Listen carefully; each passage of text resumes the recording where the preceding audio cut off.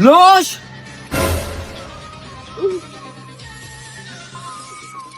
मैं अभी सीआईडी को कॉल करता हूँ। हेलो एएसपी साहब, यहाँ पे एक लाश मिली है। दया, दरवाजा तोड़ो। शराब की टांगे नहीं है। मैं खुद ही तोड़ देता हूँ। ध्यान से। हमें पता चला इस घर में लाश है। आप लोग कौन हो? अभिजीत, इसे बताओ हम लोग कौन है। सर आपकी जुबान नहीं है।